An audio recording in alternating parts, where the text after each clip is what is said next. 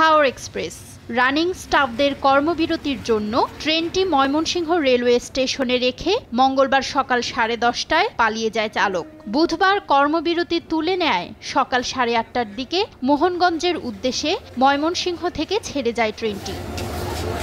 সকাল 7:30টায় চট্টগ্রামের উদ্দেশ্যে ময়মনসিংহ স্টেশন থেকে ছেড়ে যায় ময়মনসিংহ এক্সপ্রেস। ঢাকার উদ্দেশ্যে জামালপুর থেকে সকাল 8টায় ছেড়ে যায় জামালপুর কমিউটার ট্রেন।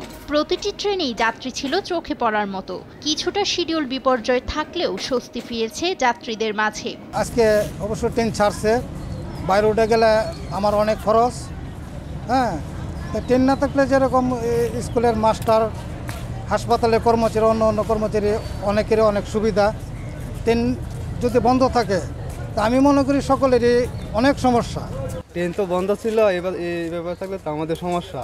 এখন চালু হয়েছে, আমাদের যাতায়াত করতে সুবিধা। এদিকে রাজশাহীতে সকাল 6টা থেকে শুরু হয় সব ধরনের ট্রেন চলাচল। পশ্চিমাঞ্চল রেলওয়ে জানিয়েছে, বুধবার সকাল 6:05 রাজশাহী রেলওয়ে স্টেশন থেকে খুলনার উদ্দেশ্যে ছেড়ে গেছে সাগরদাড়ি এক্সপ্রেস।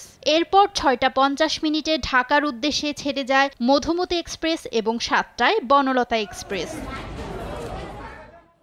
মধ্যরাতে ধর্মঘট প্রত্যাহার হওয়ার বিষয়টি না জানায় সকালে ছেড়ে যাওয়া বেশিরভাগ ট্রেনেই ছিল না আশানুরূপ যাত্রী। ট্রেন ছাড়ার সময়সূচি কিছুটা হেরফের হলেও সব ট্রেন দ্রুতই স্বাভাবিক নিয়মে চলবে আশা স্টেশন ম্যানেজারের। আপনারা জানেন, গতকাল থেকে বাংলাদেশ রেলওয়ের রানিং স্টাফেরা কর্মবিরতিতে ডাক দিয়েছিল। সেই ক্ষেত্রে গতকাল আমাদের দূরপাল্লা স্বল্পপাল্লা ট্রেনগুলো ছাড়তে পারি নাই। আজ রাত 3:30টার পরে আমাদের কন্ট্রোল জানিয়েছে যে সব গাড়িগুলোই চলাচল করবে, তাদের কাজে তারা যোগ দিবে, এই মর্মে সিদ্ধান্ত হয়েছে।